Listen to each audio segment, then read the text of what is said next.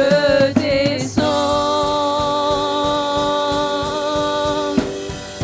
Nous t'accueillons, roi, nous t'accueillons, roi, ô puissant Dieu d'amour, bienvenue en ce lieu.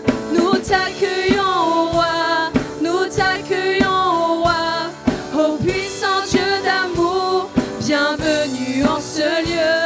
Que les cœurs se prosternent et les âmes se réveillent, ô puissant Dieu d'amour, bienvenue en ce lieu. Que les cœurs se prosternent et toute âme s'éveille, ô puissant Dieu d'amour, bienvenue en ce lieu.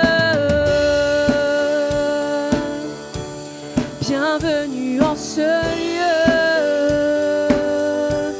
Bienvenue en ce lieu. Bienvenue en ce lieu. Nous t'accueillons. Et nous t'accueillons, roi. Nous t'accueillons, roi.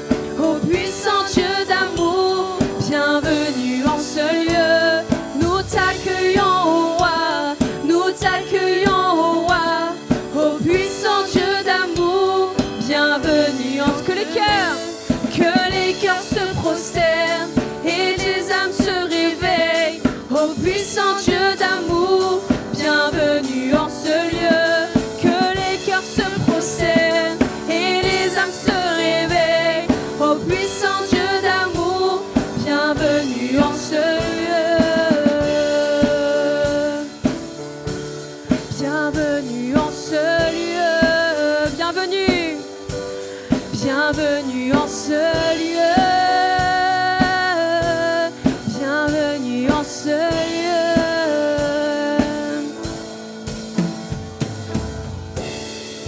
Alléluia. Vous savez, parfois, on chante, mais je ne sais pas si on se rend vraiment compte de ce qu'on chante. On est en train de souhaiter la bienvenue au roi des rois. Je crois que quand le président il rentre quelque part, il va quelque part, il y a tellement une procession, une sécurité, il y a tellement de choses qui sont mises en place, il y a des gens qui sont super contents de le voir. Et moi, je pense qu'on parle de notre roi des rois, de Jésus. Amen. Et comment est-ce qu'on a envie d'être quand le roi des rois descend en ce lieu? Comment est-ce que nous avons envie d'accueillir le roi des rois? Quelle est l'offrande que nous apportons? Je pense qu'on doit être prêt à tout donner pour lui. Amen. Qu'on soit prêt vraiment à tout donner. Bienvenue. Je te souhaite la bienvenue en ce lieu. Si on a envie d'applaudir, on applaudit. Si on veut lever les bras, qu'on puisse lever les bras. C'est pour ça que la Bible dit que lorsque la présence de Dieu est là, il y a une liberté. Parce qu'en fait, lorsqu'il n'y a pas cette liberté, on n'est pas libre d'accueillir non plus le roi des rois comme il se doit. Amen. Alors si vous avez besoin de prendre de la place ce matin, regardez, il y a plein de places. Venez devant, qu'on puisse accueillir le roi des rois, qu'on puisse vraiment exprimer vers lui. Et la manière dont on veut que lui puisse nous voir ce matin, c'est pas coincé dans nos chaises, c'est vraiment tout donner à lui. Il ne s'agit pas de ce que les autres peuvent voir. Si tu veux, ferme tes yeux ce matin. Il s'agit de ce que lui voit, de ce que lui voit de toi ce matin. Alléluia, nous t'accueillons. Nous t'accueillons. Nous t'accueillons, roi. Nous t'accueillons, roi. Ô puissant Dieu d'amour, bienvenue en ce lieu. Nous t'accueillons. Nous t'accueillons, roi. Nous t'accueillons, roi. Ô puissant Dieu d'amour, bienvenue en ce lieu. Nous t'accueillons. Nous t'accueillons, roi. Nous t'accueillons, roi. Ô puissant Dieu d'amour, bienvenue en ce lieu. Nous t'accueillons, roi. Nous t'accueillons, roi. Ô puissant Dieu d'amour, bienvenue en ce lieu. Que les cœurs se prosternent et toute âme s'éveille. Ô puissant Dieu d'amour, bienvenue en ce lieu. Que les cœurs se prosternent et les âmes s'éveillent. Ô puissant Dieu d'amour, bienvenue en ce lieu. Bienvenue, bienvenue. bienvenue en ce lieu. Bienvenue en ce lieu. Bienvenue en ce lieu. Oh, sois le bienvenu.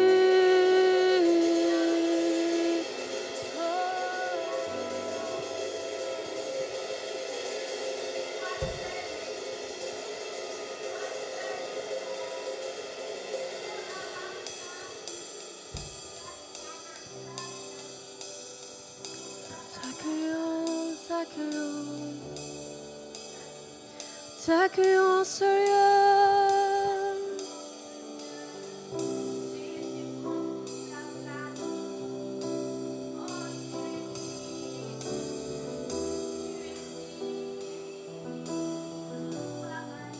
Oui, répands-toi parmi nous. Répands-toi parmi nous.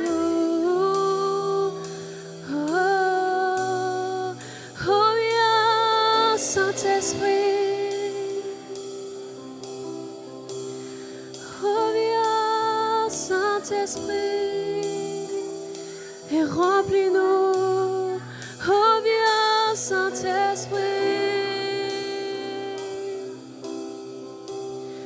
reviens, Saint-Esprit.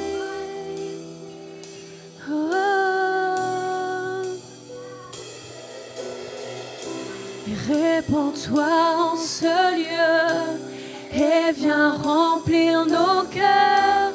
Ton amour nous entoure. Nous sommes venus pour toi, pour connaître ton cœur. Ton amour nous entoure. Et répands-toi. Répands-toi en ce lieu et viens remplir nos cœurs. Ton amour nous entoure. Nous sommes venus pour toi, pour connaître ton cœur. Ton amour nous entoure. Et répands-toi, répands-toi en ce lieu. Et viens remplir nos cœurs. Ton amour nous entoure. Nous sommes venus pour toi. Nous sommes venus pour toi, pour connaître ton cœur. Ton amour nous entoure. Esprit de Dieu, Esprit de Dieu, rafraîchis.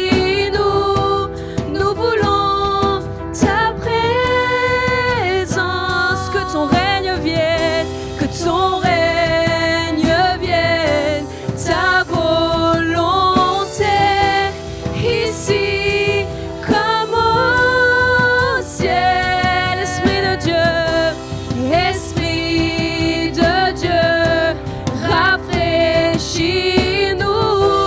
Nous voulons ta présence, que ton règne vienne, que ton règne.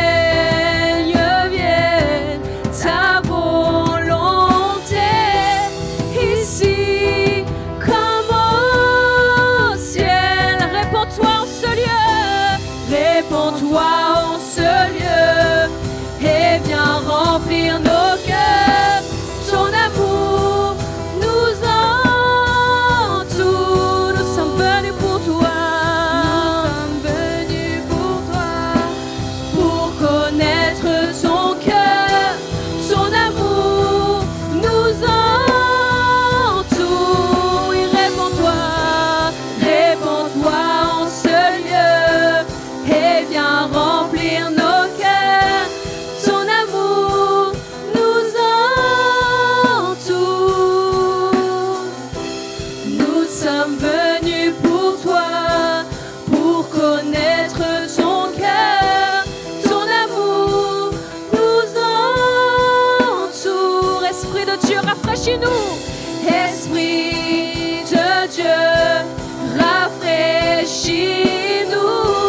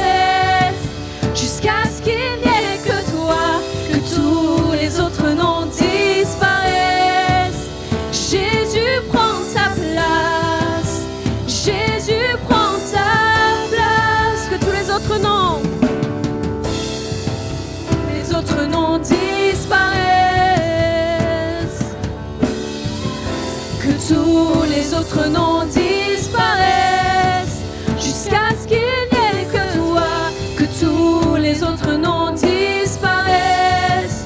Oui, Jésus prend ta place, Jésus prend ta place, Jésus prend ta place, Jésus prend ta place, Jésus prend ta place, Jésus prend ta place, Jésus prend ta place, Jésus prend ta place. Que tous les autres noms, que tous les autres noms disparaissent.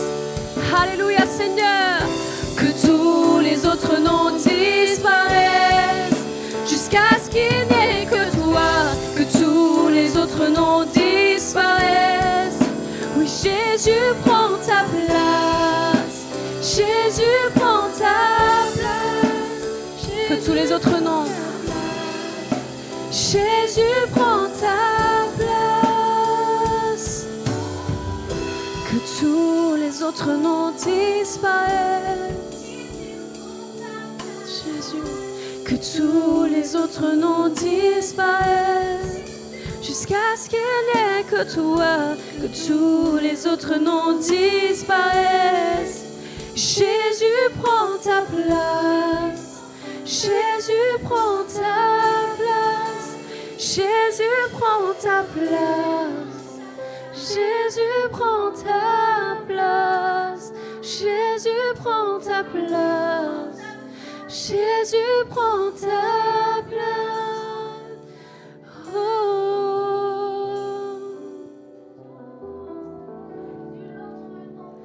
Viens et prends ta place dans nos vies. Viens et prends ta place. Oh. Viens et prends ta place.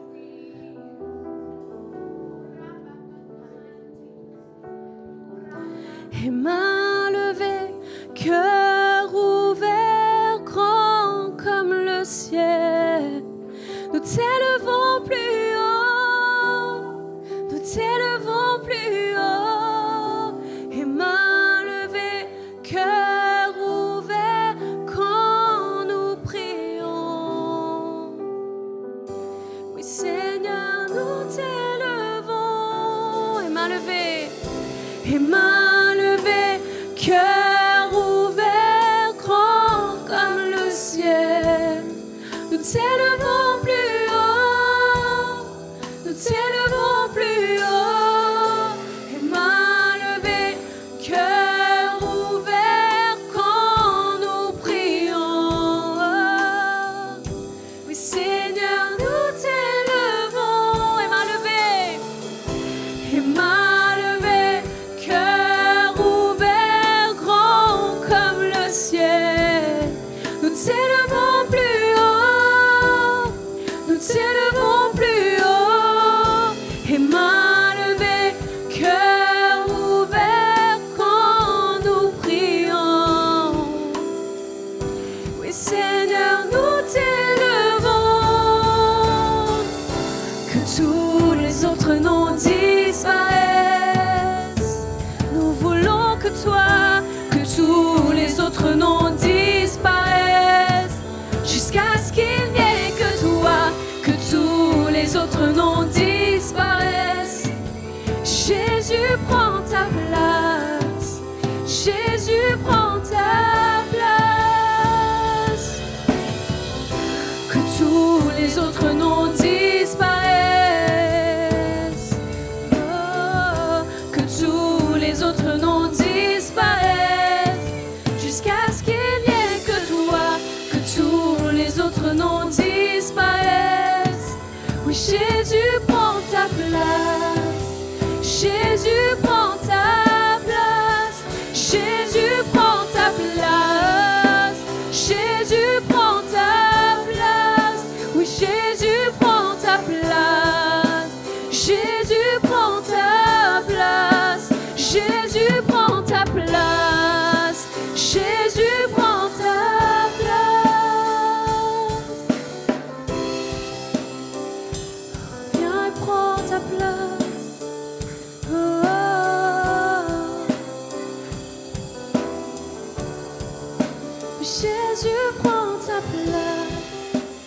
Jésus, prends ta place. Jésus, prends ta place. Jésus, prends ta place.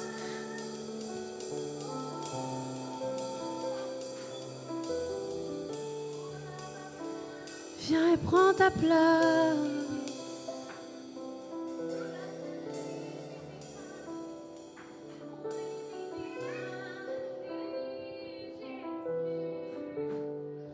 Nous avons besoin de toi, Jésus, que tu prennes ta place.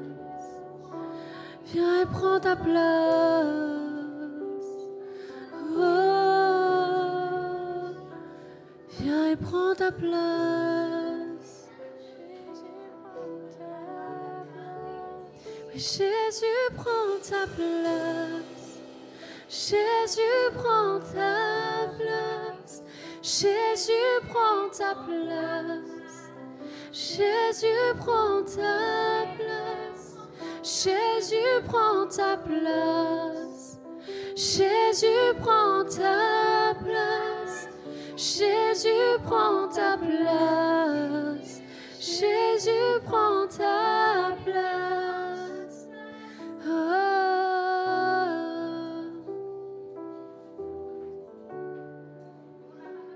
Viens et prends ta place.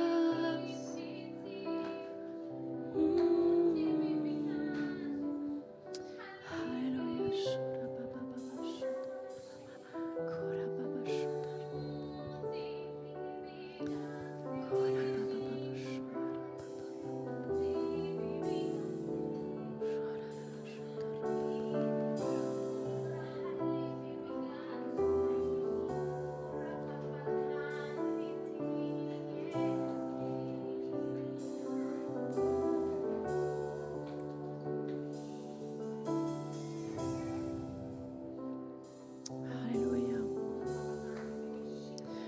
Oh Seigneur, nous voulons plus de toi, Seigneur. Nous voulons que tu viennes encore et encore prendre ta place dans nos vies, Père. Manifeste-toi dans nos vies. Seigneur, aide-nous à nous débarrasser peut-être des choses qui sont à la mauvaise place en nous, Seigneur. Afin que tu viennes et tu prennes ta place. Merci, Père. Merci, Père. Alléluia, Jésus. Amen.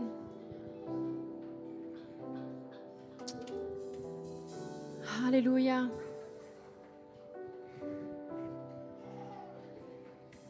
Que c'est bon de nous retrouver, n'est-ce pas?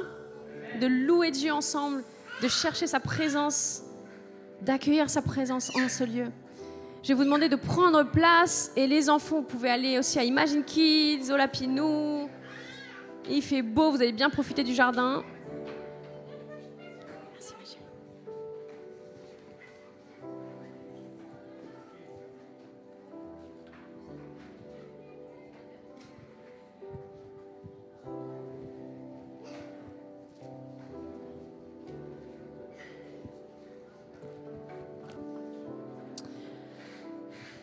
Est-ce que vous allez bien ce matin? Est-ce que tu peux te tourner vers ton voisin, lui faire un beau sourire? Dire, je suis contente de te voir ce matin. Qu'est-ce que t'es beau, qu'est-ce que t'es belle. Bon, profitez pas trop non plus. Tu peux changer de chanson. Vous êtes très beau.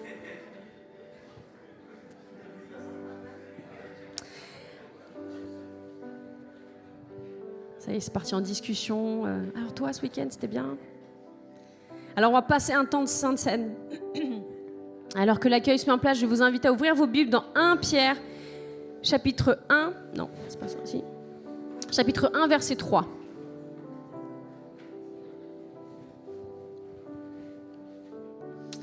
La Bible nous dit « Béni soit Dieu, le Père de notre Seigneur Jésus-Christ.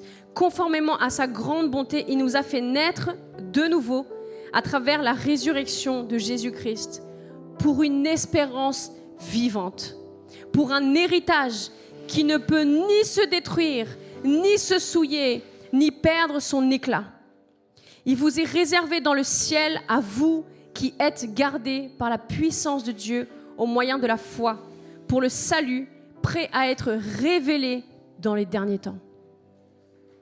Ce passage nous parle d'un héritage qu'il y a pour les enfants, les fils et les filles de Dieu. Ceux qui sont nés de nouveau au travers de ce que Jésus a accompli sur la croix. Donc avec mon mari, nous on a 4 filles. Et à chaque fois qu'elles sont nées, on a ouvert un compte à la banque pour elles. Et bon, pas au moment où elles sont nées, mais un petit peu après. Et on a décidé de tous les mois faire un petit virement automatique dessus, pour que quand elles soient un petit peu plus grandes, elles puissent déjà avoir un petit fonds, quoi. Et ce qu'on leur met de côté jusqu'à maintenant, depuis qu'elles sont nées, elles le recevront, peu importe quel genre d'enfants ils sont envers nous. Qu'ils soient sages, comme nous on peut le définir, ou pas sages, qu'ils soient des bons enfants, pas de bons enfants, qui nous répondent, qui n'a pas répondu à ses parents, ou pas, peu importe comment ils vont être, c'est nos enfants. Donc on leur a réservé quelque chose qui va leur revenir. Pourquoi ? Parce qu'on les aime. Parce qu'on veut qu'elles aient quelque chose quand elles soient adultes pour commencer à apprendre à gérer leur argent, pour qu'elles commencent à devenir responsables aussi. Et je crois en lisant ce passage, ça m'a vraiment parlé parce que ce passage nous dit qu'il y a un héritage pour nous qui aujourd'hui est au ciel. Il y a un héritage, il y a quelque chose que Dieu a pour chacun de ses fils et de ses filles. Dès le moment où nous acceptons Jésus comme notre Sauveur et Seigneur, nous devenons, la Bible nous dit qu'il nous adopte comme ses enfants, qu'il nous prend comme ses fils et comme ses filles. Et juste à cause de ça, nous avons droit à un héritage. C'est pas parce que on fait ceci ou on fait cela qu'en fait à la fin Dieu il va dire non toi t'étais bof quand même, moyen comme fils, moyen comme fille. La Bible nous dit que rien ne peut enlever cet héritage. Pour un héritage qui ne peut ni se détruire, ni se souiller, ni perdre de son éclat. Ça veut dire quoi ? Ça veut dire que cet héritage, il est intact. Peu importe qui nous sommes. La seule chose qui nous ouvre le droit à ce que Dieu veut pour nous et veut nous donner en héritage, c'est qu'on puisse accepter que Jésus est venu, qu'il est mort, qu'il a donné sa vie pour nous, qu'il est mort sur la croix et qu'au bout du 3e jour, il est ressuscité. Et pas seulement ça, mais qu'il est monté au ciel, comme le férié de cette semaine, c'était pas seulement un férié. Pour nous, en tant que chrétiens, ça veut dire quelque chose. On a fêté le fait que Jésus est monté au ciel. Et pas seulement ça, mais qu'il revient. La Bible nous dit qu'il revient. Il va se révéler dans les derniers temps. Il va se révéler lorsqu'il va revenir. Nous aurons cet héritage que lui, il a pour chacun de nous. Mes filles, elles ne savent pas qu'on a un compte pour elles et qu'il y a de l'argent. Mais un jour, elles vont le recevoir. Du coup, une fois que la Shana elle recevra, les autres elles diront « Ouais, à quand notre tour ?» Mais nous, on a pris le temps, on prend notre argent, on met quelque chose de côté parce qu'on les aime. Parce qu'on les aime et ce sera toujours là. C'est pas parce qu'on aura besoin d'argent qu'on va les piocher dedans. Et c'est ce que la Bible nous dit. Il va pas perdre de son éclat. Ça va pas être donné à quelqu'un d'autre. C'est pas destiné à quelqu'un d'autre, c'est destiné à nous. Ça veut dire quoi ? Ça veut dire que Lida, elle a un héritage que son père a prévu pour elle. Ça veut dire que Megan, elle a un héritage que Dieu aussi a prévu pour elle. Margot et Alexandre, et chacun d'entre nous, on peut dire par notre nom, Dieu a un héritage pour moi. Ça veut dire quoi ? Ça veut dire qu'il a pensé à moi. Ça veut dire qu'il m'aime. La preuve, il a envoyé Jésus pour nous. Et qu'il nous donne un chemin pour accéder à lui. Afin que nous puissions retrouver cet héritage. Amen. Cet héritage ne perd rien. Il ne va à personne d'autre que nous et il ne perd rien de son éclat. Amen. Mais ce que la croix, c'est la croix qui nous donne accès à cela. Et ce matin, alors que nous prenons la Sainte Seine, qu'on puisse se rappeler de ce que Dieu a fait pour nous. Quelle porte il a ouvert pour nous? Qu'est-ce que ça nous donne? À quoi ça nous donne le droit?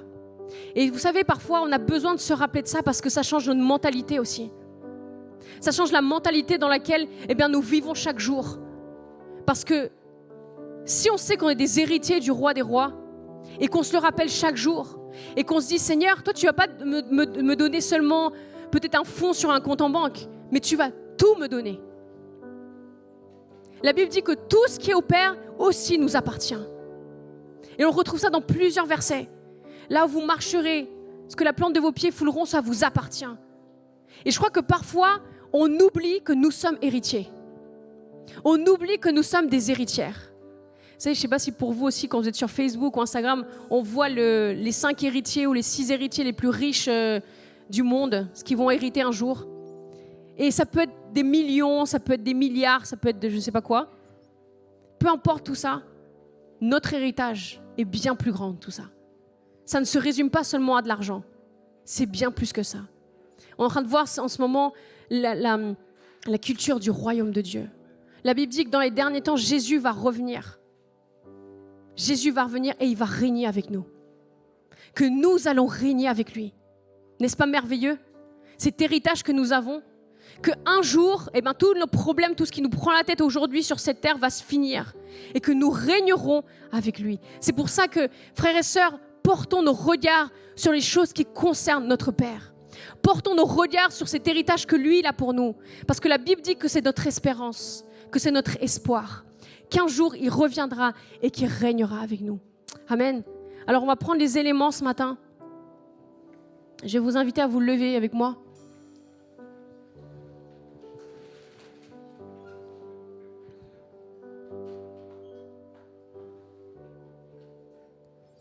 Et le pasteur Mariano disait la semaine dernière, c'est comme si Dieu nous donne sa carte bleue. Il a confiance en nous. Il nous donne tout ce qu'il a. Alors ce matin, qu'on puisse juste se dire merci Seigneur pour tout ce que tu me donnes. Tu ne me donnes pas seulement une maison, une voiture, un petit peu par-ci, un petit peu par-là. Tu me donnes tout. Et la Bible nous dit qu'il nous donne même au-delà de ce que nous, on peut imaginer ou penser. Au-delà de ce que nous, on peut lui demander. Au-delà de ce que nous avons besoin. La Bible nous dit qu'il nous donne tout. Tout ce qui est à lui est à nous. Par Jésus-Christ. Merci Seigneur pour avoir envoyé ton Fils unique mourir à la croix pour nous. Merci parce que tu nous aimes tant, que tu n'as pas voulu nous laisser dans le péché ou dans les ténèbres ici, sur terre Seigneur. Juste vivre une vie centrée sur nous-mêmes, mais que tu as donné Jésus afin de nous montrer le chemin qui nous ramène à toi. Le chemin qui nous réconcilie avec toi. Le chemin Seigneur qui restaure notre intimité avec toi. Et ce matin, nous voulons nous rappeler encore une fois que nous sommes tes héritiers, que tu nous aimes, que c'est sûr qu'on ne le mériterait pas. Mais toi, tu vois qui nous sommes. Et au-delà de tout ça, tu nous as choisis. Ce n'est pas une question de mérite ou de ce qu'on peut ou pas faire. Tu nous as choisis tels que nous sommes. Et tu nous as rendus héritiers, héritières de ton royaume et de toutes les bontés, de toutes les bénédictions que toi, tu as pour nous. Merci de nous aider à marcher comme des héritiers chaque jour, Seigneur, à nous appuyer sur toi, à mettre notre confiance en toi, à que nos yeux puissent être portés sur toi, Seigneur. Merci, merci Jésus. Alléluia. Amen. On peut participer.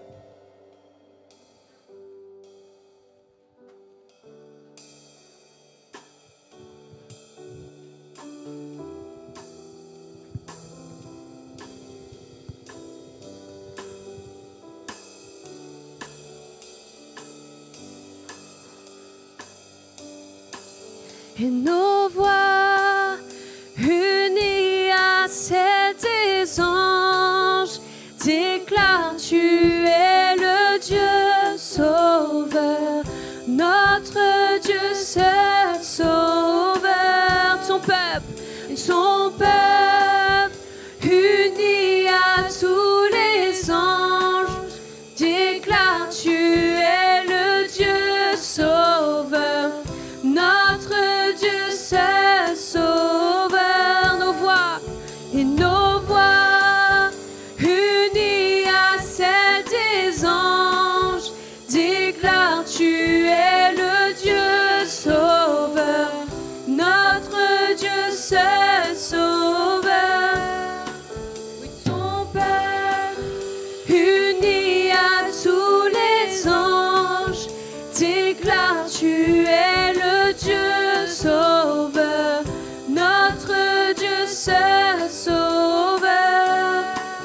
Et je suis à toi. Mon cœur ne bat que si tu vis en moi. Je suis à toi. Je suis à toi. Mon cœur ne bat que si tu vis en moi. Je suis à toi. Et je suis à toi. Mon cœur ne bat que si tu vis en moi. Je suis à toi. Et je suis à toi. Mon cœur ne bat que si tu vis en moi. Je suis à toi. Et nos voix unies à celles des anges déclarent tu es le Dieu sauveur, notre Dieu seul sauveur. Oui, ton peuple uni à tous les anges déclare tu es le Dieu sauveur, notre Dieu seul sauveur. Et nos voix unies à celles des anges déclarent tu es le Dieu sauveur, notre Dieu seul sauveur. Oui, ton peuple uni à tous les anges déclare tu es le Dieu sauveur, notre Dieu seul sauveur. Alléluia. Est-ce qu'on peut proclamer, acclamer le roi des rois, notre sauveur?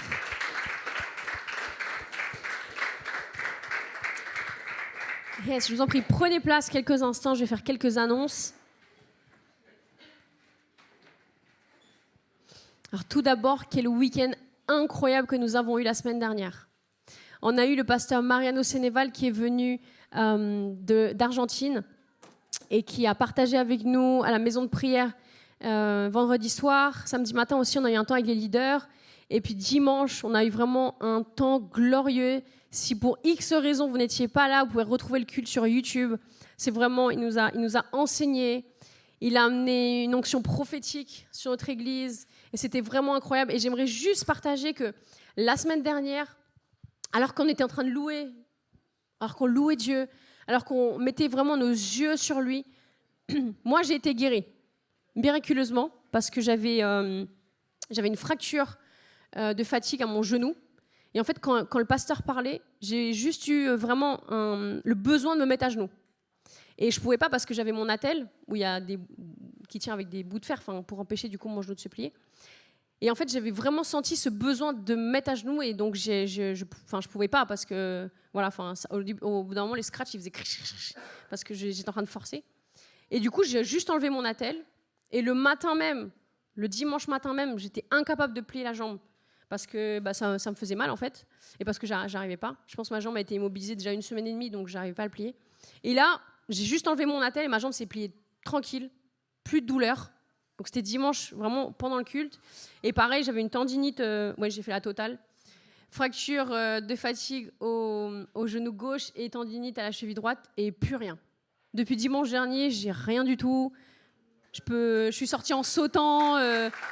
Vraiment, gloire à Dieu de ce qu'il fait. Pendant ce temps aussi, il y a des personnes qui ont été baptisées du Saint-Esprit, qui ont commencé à parler en langue pour la première fois. Et je crois que c'est beau de voir ce que Dieu fait parmi nous. Amen, ça augmente notre foi de nous dire que voilà, nous, on est tournés vers lui, on s'attend à lui. Et franchement, je n'avais même pas prié forcément pour ma jambe, mais lui, il est intervenu. Dieu connaît. Parfois, on se dit, mais moi, j'ai besoin de ça, j'ai besoin de ça, j'ai besoin de ça. Je pense que ce que Dieu attend simplement de nous, c'est qu'on ait une vie qui est dévouée à lui. Et pourquoi est-ce qu'il ne se chargerait pas de tout ce dont nous avons besoin? Amen. Dieu nous voit, il voit chacun de nos besoins, il voit chacune de nos maladies, il voit tout ce dont nous on désire, il le voit. Et il dit que c'est bien de lui dire, mais pas de s'arrêter seulement à ça, mais de vraiment avoir nos regards sur lui, comme on était ensemble dimanche dernier. C'est pour ça que c'est important aussi de nous retrouver en tant qu'Église. Et c'est juste incroyable comment Dieu est intervenu. Alors, ce vendredi, c'est vendredi 17 à 20h, nous avons, je ne sais pas si certains d'entre vous connaissent le pasteur Carlos Anacondia. C'était un évangéliste qui venait, bon, c'est toujours un évangéliste, qui a fait 2 grandes campagnes en France dans les années 2000 et 2000 et quelques, et où des centaines de personnes étaient guéries, délivrées. Et en fait, un des pasteurs qui travaille avec lui, qui s'appelle Gustavo, va être avec nous vendredi soir.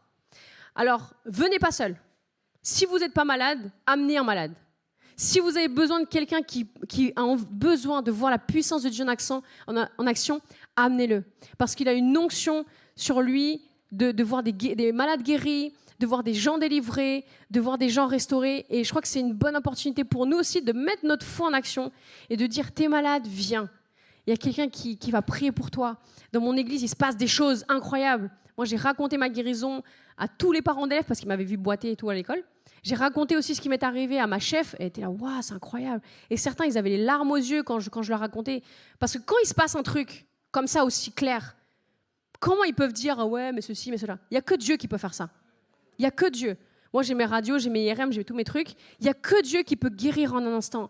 Il n'y a que Dieu qui peut délivrer en un instant. Et pourquoi est-ce qu'on a besoin de voir la puissance de Dieu en action? Eh bien, pour que certaines écailles des yeux des gens tombent. Alors, si vous avez des personnes autour de vous qui ont besoin de voir, qui peut-être sont un peu réticents, qui ont besoin de voir la puissance de Dieu en action, amenez-les, invitez-les. C'est vendredi soir, ici on aura un temps de louange et le pasteur va être là aussi pour prêcher et il priera pour tous les malades ce soir-là. Amen.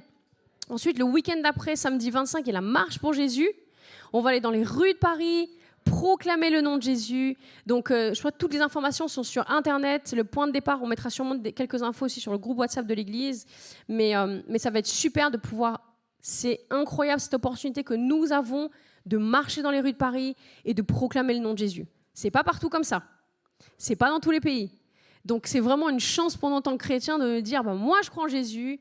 Moi, je veux marcher dans les rues de Paris. Moi, je veux partager aussi ce que Dieu fait dans ma vie et de montrer à la France qu'il y a des chrétiens, amen, que nous sommes là, que nous ne sommes pas seulement là, mais que nous sommes en feu pour Jésus et que nous allons annoncer sa parole, l'évangile, jusqu'à ce qu'il revienne. Amen. Et le même week-end, si vous ne savez pas quoi faire de vos enfants pour aller à la marche pour Jésus, venez les laisser au week-end des enfants, c'est du vendredi 24 au soir jusqu'au dimanche midi, comme ça les enfants sont au week-end d'enfants et vous pouvez aller marcher dans les rues sans poussette, sans enfants. C'est pas mal, hein? Et du coup, c'est le vendredi 24, samedi 25 et dimanche matin 26. Après le culte, on ira récupérer nos enfants. Donc, toutes les infos, vous les aurez aussi à la fin, parce que ça fait quelques dimanches que l'équipe des kids et des teens, ils vendent des repas. Donc, c'est 5 € le plat. Et tous les fonds vont pour financer ce week-end. Le prix du week-end est de 80 € par enfant. Mais en tant qu'église, on fait un prix pour les enfants de notre église à 45 €.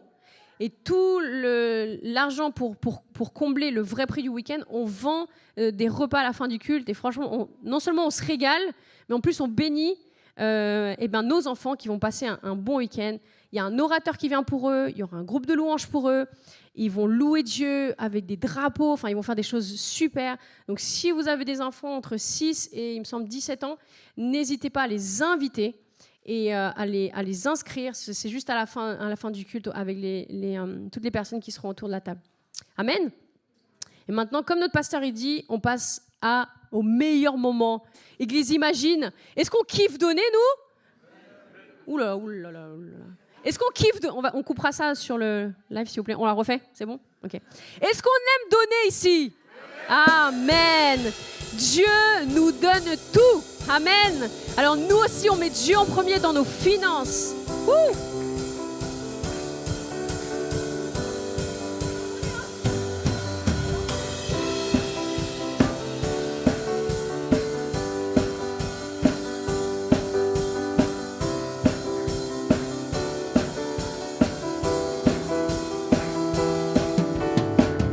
À la croix, tu as déclaré, tout est accompli, payant le prix de chaque vie.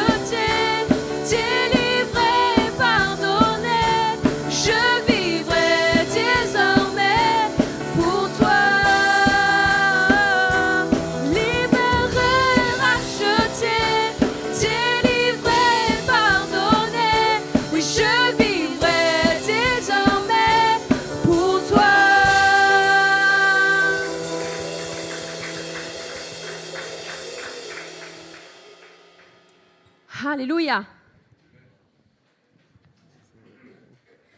Pour tous ceux qui étaient dans la retenue, on reprendra à la fin. Comme ça, vous pouvez faire vos petits pas de danse et tout. Je sens qu'il y en a qui se retiennent. Non, mais il ne faut pas se retenir. Amen. Alors, on va accueillir Clément qui va continuer ce matin la série sur la culture du royaume. On peut l'accueillir un peu plus chaleureusement que ça quand même. Super. 1, 2, 1, 2. Vous m'entendez? Le micro, c'est bon, là? Ok, super. On est bien, là. On est très bien, même.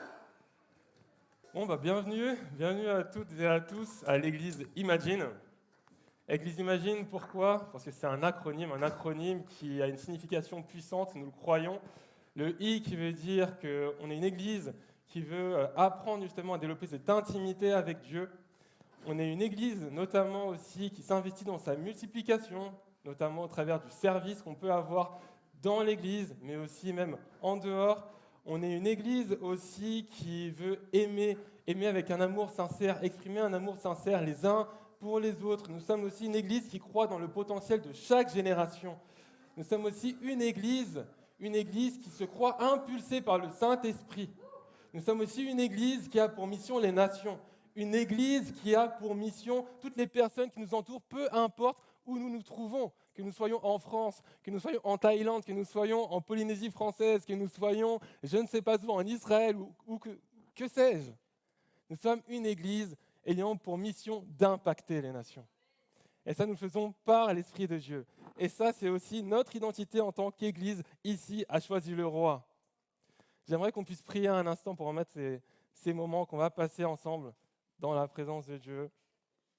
Seigneur Jésus, je te remercie parce que c'est uniquement par toi que ces choses sont possibles. Seigneur, je désire œuvrer pour toi, mais pas juste moi seulement. Je veux que ce soit toi, Seigneur, qui dirige ces moments. C'est toi qui dirige, Papa, mes mots, mes paroles. Je te remercie encore pour le message que tu m'as donné et je te prie qu'il fasse son effet dans ton nom puissant. Au nom de Jésus-Christ, j'ai prié. Amen. Ok, donc c'est bien, on parlait de nations tout à l'heure. Il faut savoir que je suis parti en voyage dernièrement. J'étais parti en Thaïlande, c'était incroyable. L'Asie, ça m'a totalement changé les idées au travers de tout ce qu'on pouvait penser au niveau d'une autre culture. C'est pas pareil, franchement, c'est pas du tout pareil dans les rues. Et j'ai remarqué une chose, c'est que je voyais qu'il y a une compagnie aérienne différente pour aller en Asie. Et j'ai remarqué que les stewards, que les hôtesses de l'air étaient habillées différemment, étaient habillées avec des vêtements colorés, avec plusieurs motifs aussi sur leurs vêtements, mais aussi qu'ils avaient une manière de se servir différente. Lorsque j'ai l'habitude de voyager, je voyage dans des compagnies où, voilà, il y a l'hôtesse de l'air qui arrive, 1 fois, 2 fois, 3 fois, ça s'arrête là. Là, dans cette compagnie aérienne, l'hôtesse de l'air, mais elle venait, mais toutes les 10 minutes, j'avais l'impression. Toujours en train de demander, vous voulez un verre d'eau? Vous voulez autre chose? Vous voulez ceci? Vous voulez cela? Et ça m'a totalement bouleversé. Et on était là et tout, entre potes, en se disant, mais à quel moment est-ce qu'ils se reposent en fait? À quel moment est-ce que les stewards et les hôtesses de l'air se reposent? Et moi, j'aimerais justement aussi qu'on puisse faire cette différence dans le monde. J'aimerais que les personnes à l'extérieur de l'Église puissent se dire que notre qualité de service est différente. Que lorsqu'ils nous voient aussi, cette perception d'enfant de Dieu fait qu'ils se disent que nous sommes déjà différents. Je crois que dans notre service, nous sommes appelés à briller. Nous sommes appelés à donner de la saveur à quelque chose qu'on fait. Le titre de mon message ce matin est une culture de service. Une culture de service. Et pour justement vous parler de cette culture de service, j'ai décidé de partir là où Jésus a annoncé son royaume. Là où Jésus a annoncé pour la première fois aux Juifs les réalités de son royaume. Et je vais vous parler justement du sermon sur la montagne. J'ai 3 points ce matin. Le premier, procure la paix. Le deuxième, sert pour Dieu. Et le troisième, applique la justice. Est-ce que vous êtes prêts ce matin? Super. Alors on est parti pour procure la paix. Mon premier point, procure la paix. On peut lire dans Matthieu 5 au verset 9 la chose suivante. Heureux ceux qui procurent la paix, car ils seront appelés fils de Dieu.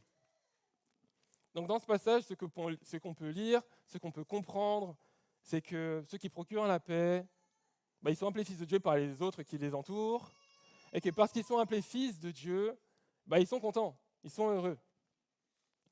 Mais moi, j'aimerais aller plus loin avec vous. Est-ce que c'est vraiment ce que Jésus-Christ voulait dire dans ce passage? Il faut savoir que Jésus-Christ, lorsqu'il se promenait dans les rues, c'est pas tout le monde qui l'appelait fils de Dieu. Pourtant, Jésus-Christ est le prince de paix. Jésus-Christ est celui qui est venu sur cette terre pour faire en sorte que les hommes soient réconciliés avec Dieu. Au niveau de la paix, il n'y a pas plus. Mais pourtant, dans les rues, lorsque Jésus se baladait, on n'appelait pas partout « Hé, toi, le fils de Dieu ! Toi, fils de Dieu ! Toi, le fils de Dieu !» Non, lorsque Jésus se baladait dans les rues, on l'appelait plutôt le prophète, le rabbi, le maître. On pensait que c'était Élie, on pensait que c'était Jérémie, on pensait que c'était quelqu'un d'autre. Bien sûr, le Père l'a appelé mon fils bien-aimé lors de son baptême. Bien sûr, Pierre a eu la révélation aussi qu'il était le fils de Dieu. Mais la plupart du temps, c'était autre chose.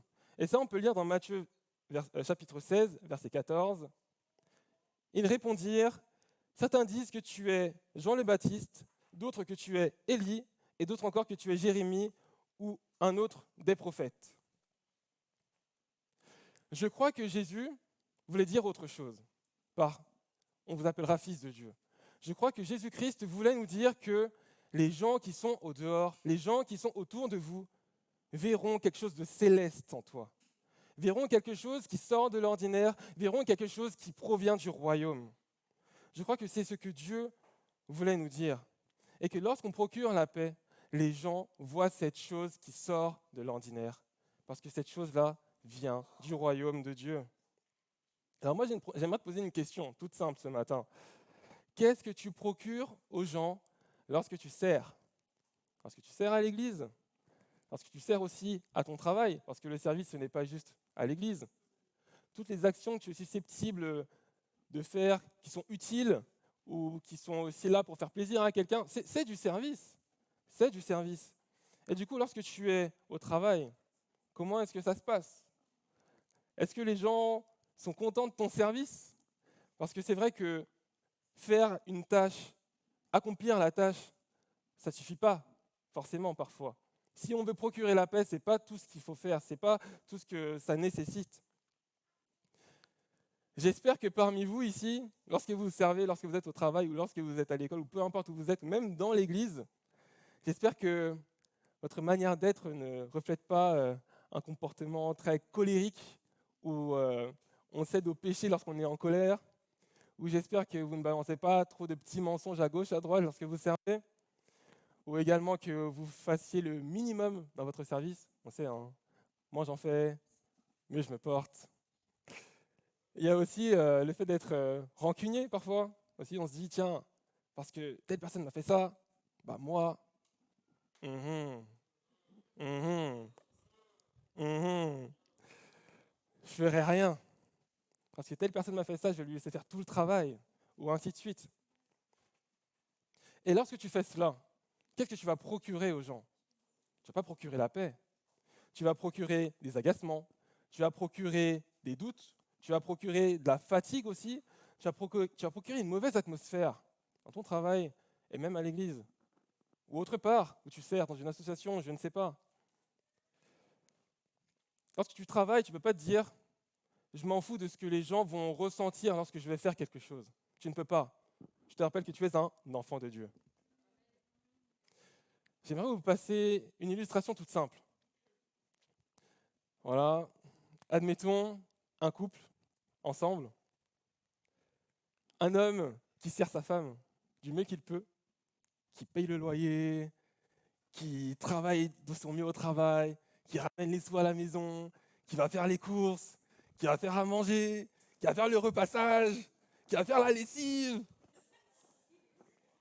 qui va s'occuper des enfants. Là, l'homme, il sert sa femme de son mieux, il fait tout ce qu'il peut. Il est exténué, il est fatigué. Et là, sa femme elle lui pose une question. Une seule question. La question est la suivante. Est-ce que tu m'aimes? Est-ce que tu m'aimes? Vous savez, vous savez les hommes, on donne tout ce qu'on a. Et pourtant il y a cette question, est-ce que tu m'aimes? Pourquoi? Sans doute parce que la manière dont tu sers ta femme ne lui procure pas cet amour. Ne lui procure pas cet amour. Et du coup, j'aimerais que nous, on puisse faire attention à notre manière de servir. Pourquoi? Parce que de la même manière où la femme ne va pas ressentir cet amour lorsque tu vas la servir, j'aimerais te dire que les personnes qui sont au dehors aussi ne ressentiront pas que tu procureras la paix lorsque tu feras de ton mieux pour les servir, si tu ne mets pas dans ton service cette manière d'être aussi. Si tu ne rajoutes pas cette manière d'être pour ajouter la paix. Si tu sers ta femme, tu fais de ton mieux, tu fais tout ce que tu peux, mais que tu es toujours lessivé, que tu es toujours dépité. On dirait que tu es même un mort-vivant. Si tu la sers de cette façon, elle ne va pas ressentir cet amour que tu as pour elle, alors que tu es rempli d'amour pour elle. Procurer quelque chose, ce n'est pas juste faire des choses. Procurer, c'est faire obtenir à quelqu'un par ses soins une chose utile ou agréable. Tu es là pour qu'elle obtienne. Tu t'assures qu'elle va obtenir cette chose-là. Tu n'es pas là juste pour faire des tâches. Faire des tâches, ça ne va pas procurer à quelqu'un un sentiment ou autre chose. Ou peut-être, par ta manière d'être, ça pourrait faire procurer à des personnes, tout simplement, comme je l'ai dit tout à l'heure, agacement, fatigue, lassitude, comme un sentiment de « je m'en fous » aussi. Ça dépend de la manière dont tu sers. Et pour répondre à la culture du royaume de Dieu, il va falloir aussi qu'on procure cette paix. Et j'aimerais aller plus loin avec vous dans ce sermon sur la montagne. Au verset 13, du verset 13 à 16, on peut lire la chose suivante. C'est vous qui êtes le sel du monde, mais si le sel perd son goût, comment le rendre de nouveau salé? Il n'est plus bon à rien, on le jette dehors et les gens le piétinent.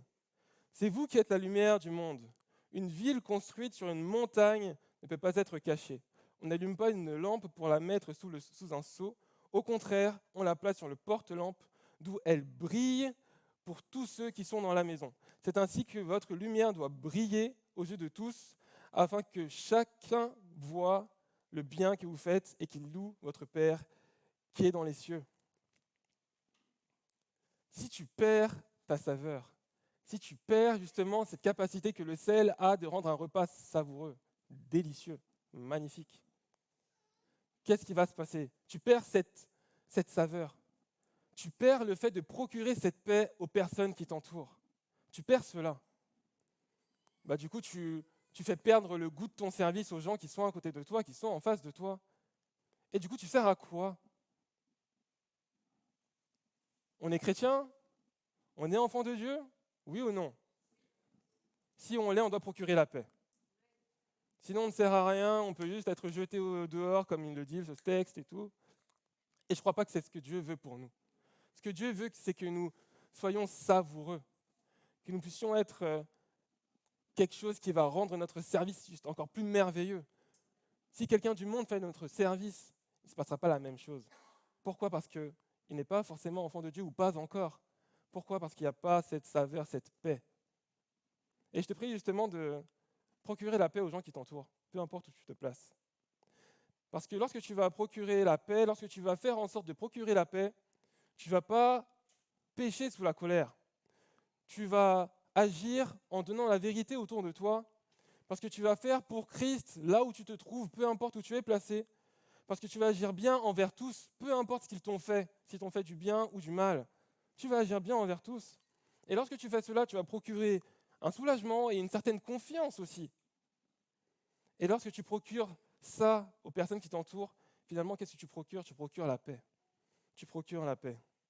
Donc j'aimerais te dire, attention à ton savoir-être, attention à comment est-ce que tu te comportes lorsque tu es au travail, lorsque tu es à l'église, lorsque tu sers. Souris, sois calme, attentionné.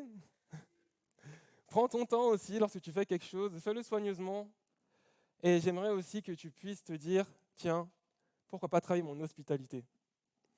Ici à l'église, franchement, moi quand je pense à l'hospitalité, je pense à Timothée et Lydia. Leur manière qu'ils ont d'accueillir les gens, je trouve ça juste fantastique. Je vais chez eux, j'ai l'impression que je suis comme si j'étais chez moi. C'est vraiment, j'ai l'impression d'être à l'aise, Je me rappelle, j'étais venu chez eux un jour, j'avais rien ramené. Ils m'ont dit non, mais t'inquiète, il y a ça, il y a ça, il y a une serviette pour toi, il y a machin, il y a ceci, il y a cela. J'étais là. Non, mais sérieusement, waouh, incroyable. J'aimerais que tu travailles ton hospitalité. Mais ça, tout cela, toute ta manière d'être, ça ne doit pas juste être un masque. Ça ne doit pas juste être un masque. Ça doit être Christ qui a mis cela en toi. Ça doit être fait par la présence de Dieu qui vient quotidiennement dans ton chez-toi, qui vient quotidiennement te rendre visite, parce que tu passes des temps avec lui. Donc je t'invite à ça, je t'invite à persévérer dans la prière, à persévérer dans la louange, à persévérer dans la lecture de la parole, à persévérer dans toutes ces choses du ciel, toutes ces choses qui viennent de notre Dieu. Parce que c'est comme ça que tu seras transformé de gloire en gloire et que les gens te reconnaîtront comme un chrétien, comme un petit Christ, comme Christ. Donc procure la paix, répands la culture du royaume de Dieu dans ton service. Répands la culture du royaume de Dieu dans ton service. Ok, donc ça c'était mon premier point. On passe au deuxième point. Vous êtes toujours là? Ok, vous êtes toujours là. Deuxième point, c'est sers pour Dieu. Sers pour Dieu. Dans Matthieu chapitre 6, verset 1, on peut lire « Gardez-vous de pratiquer votre justice devant les hommes pour en être vus. Autrement, vous n'aurez point de récompense auprès de votre Père qui est dans les cieux. » Si je devais résumer ce verset, ce serait quoi? Ce serait, du coup, comment bien le dire? Ce serait fait pour Dieu et ne vis pas pour les caméras. Ne vis pas pour les caméras. Fait pour Dieu, pas pour les caméras. En gros, ce serait ça, si je devais résumer, paraphraser ce verset. Pour Dieu, pas pour les caméras. Donc Jésus, lui, lorsqu'il était sur terre, il ne voulait pas forcément être vu des hommes. Les hommes sont venus le chercher. Les foules sont venues le chercher. Lorsque Jésus était sur terre, ça lui arrivait même parfois de fuir les foules. Mais là où il fuyait, les foules arrivaient. Lorsqu'il était sur terre, Jésus cherchait à faire la volonté de son Père et ne cherchait pas à percer. Alors pourquoi est-ce que les gens sont prêts à tout pour être vus? Pourquoi? Sans doute pour être reconnus par les autres, pour être mis en avant, pour faire en sorte qu'ils aient, je ne sais pas, un sentiment de supériorité aussi peut-être. Il veut être reconnu en tout cas. Ça c'est une chose qui est, je crois, sûre. Et pourquoi? Vraiment, pourquoi est-ce que les gens veulent être vus par les hommes? Pourquoi? J'ai réfléchi un peu à ça et j'ai repensé à un artiste, à Van Gogh. Voilà, un artiste qui, de son vivant, n'était pas du tout reconnu. Pas du tout. Après, je vais vous dire, mes sources, elles ne sont pas si fiables que ça. Je suis juste allé sur Wikipédia, j'ai regardé. Et du coup, ce qui se passe, lorsque j'ai vu justement dans cette encyclopédie qui est libre, voilà, où tout le monde peut rajouter son article, enfin, bref, justement, ce que j'ai lu, c'est que Van Gogh, lui, de son vivant, ça lui arrivait de vendre des tableaux, mais que les gens, ils regardent les tableaux et ils disent « Ah, j'aime pas ». Mais qu'ils achètent juste pour lui faire acheter, vous voyez, juste pour lui faire vendre un peu. Et de son vivant, il a peut-être fait une exposition. Il n'y a pas eu grand-chose, pas eu beaucoup de retours, pas eu beaucoup de résultats. Mais c'est une fois qu'il était mort, comme par hasard, il est mort, il y a une autre exposition, et là, ça explose. Là, ça pète. Là, tout le monde dit « Ah, Van Gogh, Van Gogh, Van Gogh, Van Gogh incroyable, Van Gogh ». Pourquoi? Parce qu'il a été vu des hommes. Parce qu'il a eu une certaine visibilité qu'il n'avait pas avant. Et je crois que c'est pour ça que les gens désirent être vus de leur vivant, parce qu'une fois qu'ils sont morts, ils sont là pour profiter. Mais alors que dans le monde, on doit être vu pour être reconnu, alors que dans le monde, on doit être vu pour atteindre une place supérieure, pour avoir des revenus peut-être qui seront plus grands aussi, une aisance financière ou une reconnaissance aussi, une certaine notoriété, une popularité, je crois que dans le royaume de Dieu, c'est différent.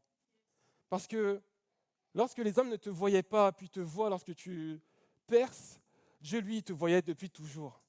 Dieu, lui, te voyait depuis que tu étais dans le ventre de ta mère. Et ça n'a pas changé. Et ça ne changera jamais. Dieu te voit toujours.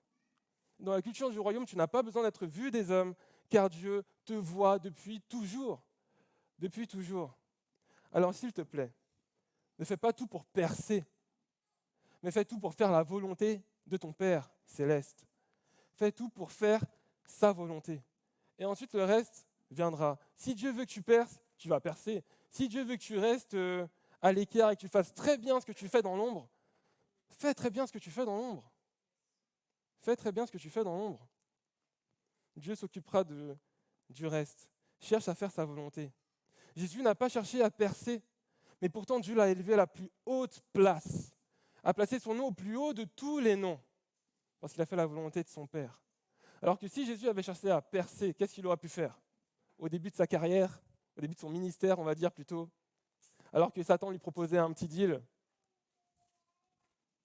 Tu t'agenouilles devant moi et je te donne toutes les richesses. Il aurait pu prendre ce raccourci en disant, tiens, c'est bon, tout le monde se prosterne devant moi maintenant, je suis le boss du boss de toute la région, même l'Empire romain est à mes pieds, enfin voilà. C'est ce qu'il aurait pu faire. Mais non, il n'a pas décidé, il n'était pas prêt à tout pour percer, non. Il était prêt à tout pour faire la volonté de son Père. Alors de même, j'espère que nous aussi, on va pouvoir être motivés à faire la volonté de notre Père, coûte que coûte. Coûte que coûte. Pas prêt à percer, prêt à faire la volonté de mon Père, coûte que coûte. Alors j'aimerais te proposer la chose suivante dans ton quotidien. Peu importe ce que tu fais, j'aimerais te proposer de te demander à chaque fois, est-ce que je sers pour justement percer? Est-ce que je sers pour être mis en avant? Quelles sont mes motivations? Pourquoi est-ce que je sers? Comme ça, tu pourras rectifier le tir si tu sens que finalement, ce n'est pas pour faire la volonté de ton Père que tu sers, mais pour servir tes intérêts personnels. Que ce soit au travail, que ce soit à l'église, que ce soit ailleurs, peu importe où tu sers, fais-le pour ton Père. Fais-le pour ton Père. Alors sers pour Dieu, pas pour les caméras. Répands la culture du royaume de Dieu dans ton service. Sers pour Dieu. Ok, vous êtes toujours là? Très bien, on enchaîne. On passe au troisième point. Troisième point, applique la justice. Applique la justice. Ça peut être bizarre de voir juste un point comme ça, applique la justice, alors que nous, on est plutôt dans la grâce et la grâce. Mais je crois que Dieu veut qu'aussi on applique cette justice dans ce monde, qu'on répande aussi cette culture du royaume, parce que nous avons un Dieu qui est juste. Amen. Dans Matthieu 7, versets 21 à 23, on peut lire la chose suivante. Ce ne sont pas tous ceux qui me disent « Seigneur, Seigneur » qui entreront dans le royaume des cieux, mais ceux qui font la volonté de mon Père qui est dans les cieux. Au jour du jugement, beaucoup me diront « Seigneur, Seigneur, n'est-ce pas en ton nom que nous avons été prophètes? N'est-ce pas en ton nom que nous avons chassé des démons? N'est-ce pas en ton nom que nous avons accompli de nombreux miracles ?» Alors je leur déclarerai « Je ne vous ai jamais connus. Allez-vous-en loin de moi, vous qui commettez le mal. » Donc ce passage, on peut le voir comme assez difficile quand même à entendre. Assez difficile. Pourquoi? Parce que des gens qui vont dire Seigneur, Seigneur, des gens qui pourraient être aussi au milieu de nous, parce que nous aussi on dit Seigneur, Seigneur, ces gens qui se croyaient proches de Dieu sont finalement éloignés, parce que Dieu ne les connaît pas, parce que le Seigneur ne les reconnaît pas. Et alors qu'ils ont pensé être proches de Jésus parce qu'ils le servaient, sans doute en procurant la paix, parce qu'ils le servaient sans doute aussi voilà, pour Dieu, pour lui-même. Parce que là, il est dit dans ce texte que ces personnes-là disaient qu'en ton nom, nous avons chassé des démons. En ton nom, nous avons guéri des malades. Nous avons fait toutes ces choses-là pour toi. Et alors qu'on lit ce texte et qu'on lit cette partie de texte, on peut se dire, mais ces gars-là, ils ont servi Dieu. Ces gars-là, ils ont fait ce que Dieu nous demande, d'aller auprès de tous ceux qui sont à l'extérieur, de faire d'eux des disciples, de les baptiser au nom du Fils, du Père, du Saint-Esprit, de les guérir en imposant les mains, de chasser les démons, toutes ces choses-là. Et pourtant, ces personnes ne sont pas reconnues par Dieu. Et moi, je me demande, mais pourquoi? Pourquoi est-ce que ces personnes-là sont qualifiées par Dieu comme des personnes qui ne font pas la volonté du Père, comme des personnes qui commettent le mal? On est bien d'accord que, voilà, prier pour les gens, c'est faire le bien. Bien d'accord? Ok, on est bien d'accord là-dessus. Mais pourtant, Jésus dit ça de ces personnes. Pourquoi? Pourquoi? Pourquoi? Je crois que dans ce passage, il n'est pas question de la qualité de leur service. Je crois que dans ce passage, il est question plutôt de leur authenticité avec Dieu. Je crois que dans ce passage, il est question du fait que ces personnes n'avaient pas accordé à Dieu cette place qu'il mérite dans leur vie. Je crois qu'il est question ici du fait qu'ils ne s'étaient pas donnés à 100% à Dieu. Je crois qu'il est question de ça ici. On peut lire dans Matthieu 23, verset 28, la chose suivante. Je crois que c'est un passage qui va nous permettre de comprendre un peu plus ce que Jésus voulait leur dire. Vous de même, extérieurement, vous donnez à tout le monde l'impression que vous faites la volonté de Dieu. Mais intérieurement, vous êtes plein d'hypocrisie et de mal. Je pense que qu'on soit plein d'hypocrisie ou de mal, ou un petit peu rempli d'hypocrisie ou de mal, ça ne change pas grand-chose. Parce qu'auprès de Dieu, un péché reste un péché. Et lorsque je vous dis d'appliquer la justice de Dieu, je vous dis d'appliquer cette justice parce que parfois dans la vie, on peut se dire qu'il y a des choses qui sont tellement minimes, tellement peu importantes, qu'elles ne sont pas signifiantes auprès de Dieu, qu'elles ne méritent pas notre attention et même son attention. Mais je crois qu'un petit péché ou qu'un gros péché reste un péché et que le péché nous sépare de Dieu. Je crois qu'il nous sépare de Dieu. Et j'aimerais vous raconter une petite histoire. Une petite histoire. J'aimerais qu'on mette la dernière image, enfin l'image en question. Ça va parler à certains. Sur cette image, on peut voir en fait le petit truc là en bas, ici là, enfin le petit truc. C'est un caillou. Le petit truc, c'est un caillou. Le truc un peu plus loin, là on ne le voit pas dans l'entièreté, c'est une porte. Ok, c'est une porte. Et là, est-ce qu'on peut voir un autre élément aussi dans l'image, une espèce de rainure, un espèce de petit trait. On peut voir aussi un petit trait, juste en dessous de la porte. Vous le voyez ou pas, le petit trait? Ah, avec la souris, c'est super.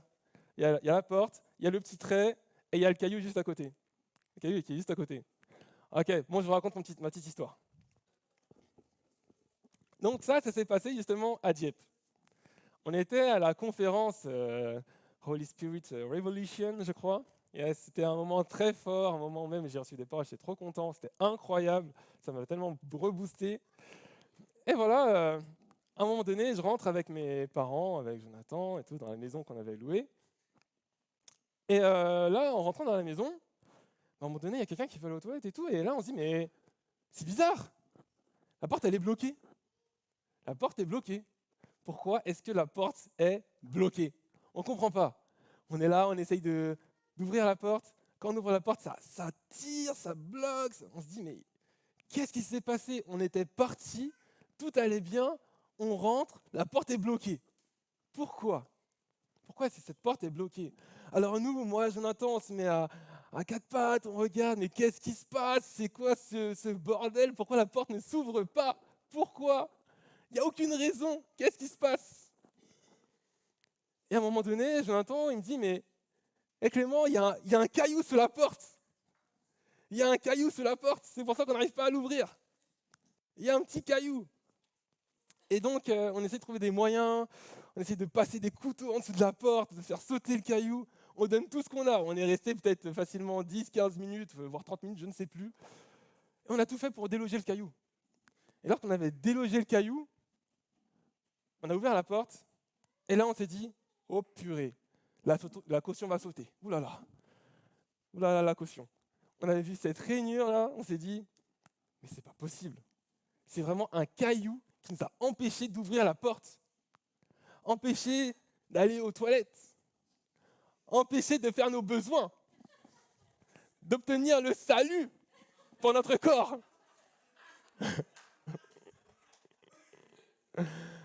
Ok, d'accord. Ce petit caillou, que ce soit un petit caillou ou que ce soit une grosse roche, bon d'accord, la grosse roche, on l'aurait vu rentrer. Je suis d'accord avec vous, on l'aurait vu rentrer. Ce petit caillou, on ne l'a pas vu rentrer. On ne l'a pas vu. Et je crois que ce petit caillou dans nos vies, ça peut représenter un péché mignon. Et les péchés mignons, les péchés mignons là. On ne sait pas quand ça commence à rentrer dans nos vies. C'est là, on ne sait pas pourquoi. On ne sait pas, mais c'est là. Le péché est mignon, il est là. On ne le voit pas. Il est tout petit. On dit tout ce qui est petit et mignon. Bah là, il était vraiment mignon, il était bien caché, on ne l'a pas vu. Je me suis amusé à regarder la définition du péché mignon. Et j'ai trouvé ça comme définition. J'ai trouvé péché sans gravité. Acte conscient par lequel on fait ce qui est interdit par la loi divine, par l'Église. Je trouve ça comme définition. Intéressant. Un péché sans gravité. La phrase en elle-même n'a aucun sens. Elle n'a aucun sens. Un péché sans gravité. Donc Jésus, il est mort pour un truc sans gravité. Voilà. Je vous le dis en mille, il est mort pour un truc sans gravité. Donc faites vos péchés mignons, il ne va rien se passer. Bien sûr, votre salut va être condamné par ce petit caillou, mais ce n'est pas grave. Je crois que le péché mignon, il nous retire cette grâce que Dieu nous a faite. Il nous retire notre salut. Parce que, clairement, dans cette définition, il est dit que c'est conscient. On est à 100% conscient de ce qui se passe. Lorsqu'on est là, devant une table bien fournie, lorsqu'on a notre ventre qui est prêt à éclater, et qu'on veut se dire « encore une cuillerée !» Ça va rentrer dans le nom de Jésus. Non, tu pèches. Tu pèches. Et après vient plein de maladies, du diabète, de l'hypertension, plein de choses. Mais tu pèches lorsque tu fais ça. Lorsque tu es là, que tu es tenté de faire des trucs dans le secret quand tu es tout seul, et que tu dis ça, c'est sans gravité, personne ne voit, personne n'y a rien, tu pèches. Lorsque tu sais que c'est contre Dieu. Les relations sexuelles avant le mariage. Les gens dans le monde, ils vont vous dire, tu fais ta vie, il n'y a pas de souci. T'inquiète, c'est rien du tout. Ça te fait du bien en plus. Vas-y. Bah, Dieu, il te dit, ta porte là, ta porte. Vérifie qu'elle s'ouvre bien ta porte, s'il te plaît. Lorsque tu es là et que tu es dans ton entreprise et que tu lâches un petit mensonge comme ça, là. Ni vu ni connu, un petit mensonge. Là, tu ne l'as même pas vu. Il y a un caillou qui s'est fourré sous ta porte. Il y a un petit caillou, en même temps que ton mensonge, ça fait comme ça, le petit caillou. Peu importe ce que tu fais. Lorsque tu agis et que tu parles mal à ton frère ou ta sœur, ou que tu parles mal à, je ne sais pas, un collègue d'entreprise, dans ton service, non, je suis désolé, mais petit caillou. Le petit caillou, il est là à chaque fois. Mais j'ai une bonne nouvelle pour toi. C'est que ce soit un rocher ou un petit caillou, il y a quelqu'un qui a payé le prix pour toi. Et il s'appelle Jésus-Christ. Et que par le biais de la repentance, tu peux déloger ce caillou et entrevoir le salut pour ton corps, ou pour ton âme, pour ton esprit, pour la personne que Dieu a créée, pour toi sa créature. Sidi, si tu pouvais revenir, s'il te plaît. J'aimerais te dire ce matin, ne fais pas de compromis. Sois authentique avec Dieu à 100%. Donne-lui la première place, et pas que la première place, toutes les autres places aussi dans ta vie. Ne laisse rien, aucun domaine de ta vie qui ne serait pas éclairé par sa lumière. Laisse-le prendre toute la place. Laisse-le prendre toute la place. Et ne laisse pas de péché mignon prendre n'importe quelle place. Ou vérifie bien que ta porte, elle s'ouvre aussi régulièrement, tu vois. Comme ça, tu es sûr de ne pas être surpris. Et s'il y a un caillou à déloger, tu le déloges. Et là, j'aimerais vous donner l'opportunité de vérifier que votre porte s'ouvre bien ce matin.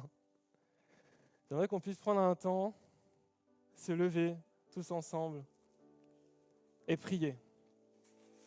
J'aimerais qu'on puisse prier et s'il y a besoin qu'on se repente à notre place, alors qu'on a les yeux fermés, qu'on puisse le faire.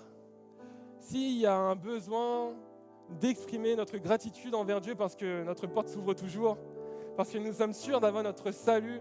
Tu peux le faire, tu peux reconnaître encore une fois que Dieu est bon, que Dieu t'a délivré de tout péché et que rien ne s'est engouffré sous cette porte. Oh Dieu, nous voulons te remercier ce matin pour ce que tu as fait pour nous. Nous voulons te remercier parce que toi, Jésus-Christ, tu as payé le prix. Parce que tu n'as pas fait juste de nous transmettre la volonté de ton Père, tu n'as pas fait que nous transmettre les réalités de ton royaume, mais tu nous as donné aussi une conduite à tenir. Tu nous as aussi donné de marcher sur ton chemin. Tu nous as donné, Seigneur, de marcher dans la sanctification. Et je te prie, Papa, que pour tous les petits cailloux qui sont sous les portes, tu puisses les faire sauter maintenant, Papa, dans le nom de Jésus-Christ. Que tu puisses nous rendre cette vue claire sur le problème, sur le fait qu'une porte qui s'ouvre à moitié n'est pas une porte ouverte. Qu'une porte entrouverte ne nous permet pas de passer, mais juste de voir au loin et de dire « Seigneur, Seigneur, Seigneur, nous ne voulons pas être éloignés de toi. Nous voulons être proches de toi. » Alors je te prie, Seigneur, de faire sauter tous ces péchés, qu'ils soient gros, Seigneur, que nous les voyions clairs et nets, ou qu'ils soient tout petits et même invisibles de la plupart d'entre nous. Papa, je te prie de les faire sauter. Je te prie que notre service ne soit pas juste un service d'hypocrite, où tout le monde nous voit bien, où tout le monde croit que nous sommes à 100% avec Dieu, alors qu'à l'intérieur, il y a des parties qui sont éloignées de toi. Alors qu'il y a à l'intérieur des parties qui sont sans toi. Oh Père, je te prie de répandre ta grâce parmi nous, sur nous, et de nous faire vivre, Seigneur, une réelle repentance, Papa. Je te prie, Seigneur, que ton amour nous transperce, oh Dieu. Je te prie, Papa, que ton amour nous visite encore une fois, Papa. Seigneur, je te prie de faire ta volonté parmi nous. Je te prie de nous équiper, Seigneur, pour répandre cette paix, Seigneur, au dehors. Je te prie de nous équiper, Seigneur, pour vivre pour ta volonté et pas pour percer, Seigneur. Je te prie, Papa, pour que tu mettes sur nous une onction particulière, que les personnes qui sont au dehors voient réellement tes fils et tes filles, Papa. Je te prie vraiment que tu répandes sur nous cette onction, oh Dieu.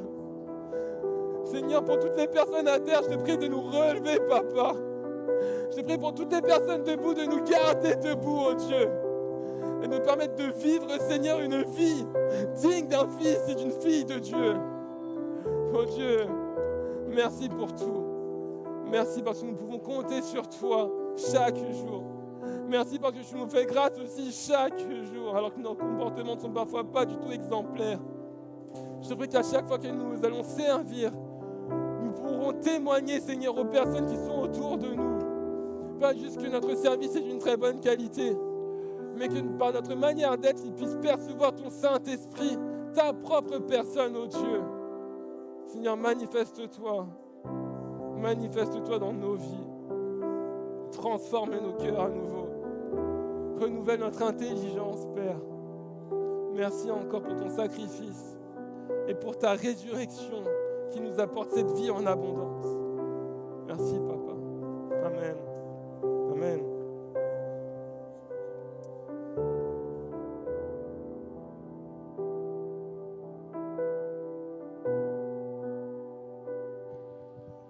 Répands-toi. Répands-toi en ce lieu et viens remplir nos cœurs. Ton amour nous entoure. Nous sommes là pour toi, Seigneur, et pas pour nous. Nous sommes venus pour toi, pour connaître ton cœur et ton amour nous entoure. Et répands-toi. Et répands-toi en ce lieu et viens remplir nos cœurs. Ton amour nous entoure. Nous sommes venus pour toi, pour connaître ton cœur. Ton amour nous entoure. Oui, répands-toi, répands-toi en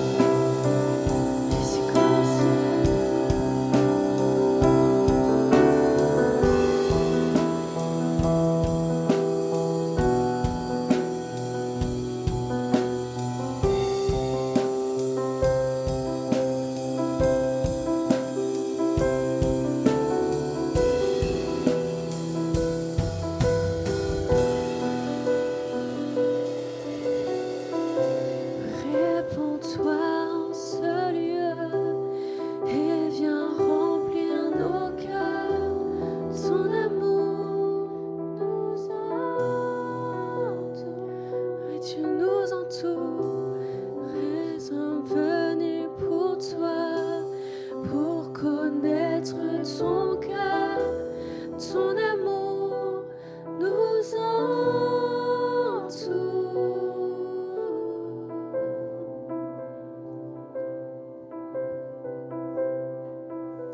Alléluia. Merci Père, merci Père. Alléluia. Continue à nous transformer, Seigneur, à ton image.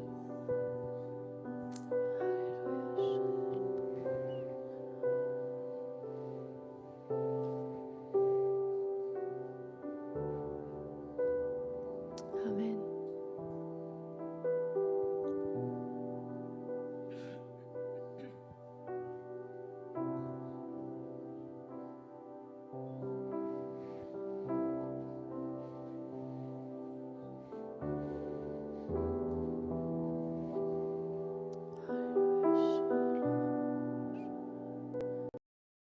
Il y a des choses peut-être dans ton cœur tu dois abandonner à Jésus ce matin. Si peut-être certains mots ont résonné en toi ce matin, si tu t'es senti vraiment concerné par certaines choses, ça a piqué. Peut-être que Dieu veut travailler ton caractère ce matin. Dieu veut te faire... Le but, c'est qu'on puisse ressembler à Jésus en tout point. Et parfois, ça passe par dire, Seigneur, j'abandonne ça. Je veux plus de toi. Je sors ce petit caillou pour pouvoir avoir accès complètement à ce que toi aussi tu veux pour moi, Seigneur. Peut-être que tu te sens limité dans ta vie spirituelle. Peut-être le Saint-Esprit veut te montrer ce matin quel est ce petit caillou qui t'empêche de continuer à avancer. Peut-être que c'est ton orgueil, ton ego, le fait que tu es tourné que sur toi, sur tes besoins. Dieu et Jésus nous appellent à vivre une vie complètement abandonnée à lui. Il ne s'agit pas de nos besoins, il s'agit de faire la volonté de notre Père. Que ce matin ce soit plus qu'une chanson, que ton règne vienne et que ta volonté soit faite. Que ton règne vienne et que ta volonté soit faite. Alléluia. Si tu sens que c'est pour toi ce matin et qu'il y a quelque chose que tu as besoin de vivre, on va juste reprendre ces quelques paroles et que ce soit vraiment quelque chose que tu puisses déposer auprès de Dieu ce matin. Demande-lui, répands-toi en moi ce matin. Viens me remplir de ton amour. Viens me corriger. Viens me rediriger. Oh Saint-Esprit, viens en nous ce matin. Corrige-nous, Seigneur. Ramène-nous sur le droit chemin, Père. Nous sommes tes enfants, nous acceptons que tu nous corriges, Saint-Esprit. Viens et ramène-nous. Ramène-nous, fais-nous mourir à nous-mêmes, Seigneur, afin que tu puisses faire ta volonté en nous, Père. Oui, répands-toi en ce lieu et viens remplir nos cœurs. Ton amour nous entoure. Nous sommes venus pour toi, pour connaître ton cœur, ton amour nous entoure. Répands-toi, répands-toi en ce lieu et viens remplir nos cœurs. Ton amour nous entoure.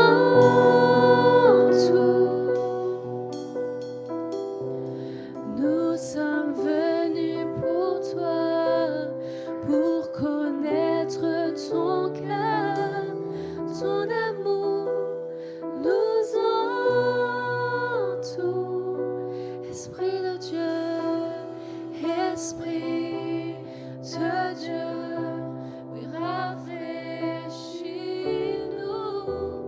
Nous voulons ta présence. Que ton règne vienne, que ton règne vienne, ta volonté ici comme au ciel. Esprit de Dieu, rafraîchis-nous. Nous voulons plus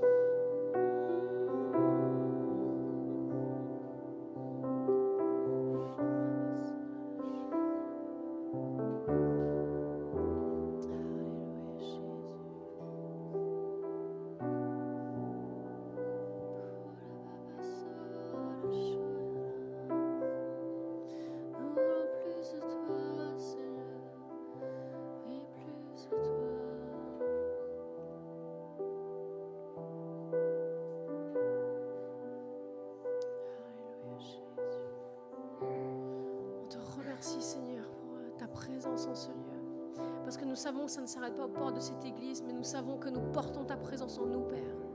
Père, nous de pouvoir être ce sel, cette lumière dont le monde a besoin, qu'on puisse te servir de la même manière ici que dans nos lieux de travail, Seigneur. Là où tu nous as ouvert les portes, Seigneur, permets-nous vraiment de refléter qui tu es. Qu'on voit en nous des petits Christ, Seigneur. Qu'on voit en nous qui nous sommes réellement. Qu'on puisse refléter ton identité. Forme ton caractère en nous. Nous ne voulons pas vivre une vie seulement pour nous, Seigneur. Nous voulons vivre une vie pour toi. Nous voulons faire ta volonté et que ton règne vienne. Nous voulons faire ta volonté, Seigneur, et que ton règne vienne. Alléluia, Jésus. Aide-nous vraiment à mourir à nos propres désirs afin que ta volonté puisse prendre place, Seigneur. Ta volonté puisse prendre place, Seigneur. Ta volonté, Seigneur. Alléluia, Jésus. Alléluia.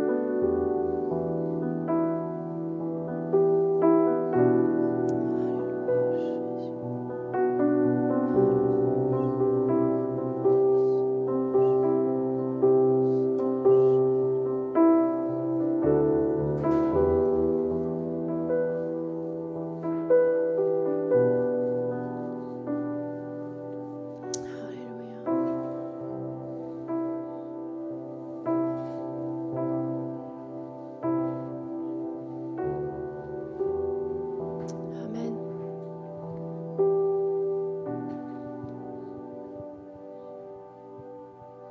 Restez comme ça très longtemps.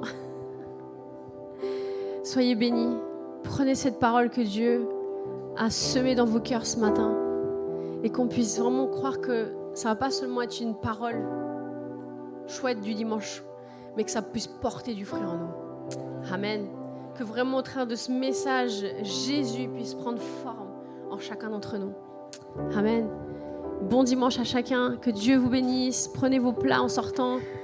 Ils ont cuisiné des super bonnes choses et ayez une bonne semaine.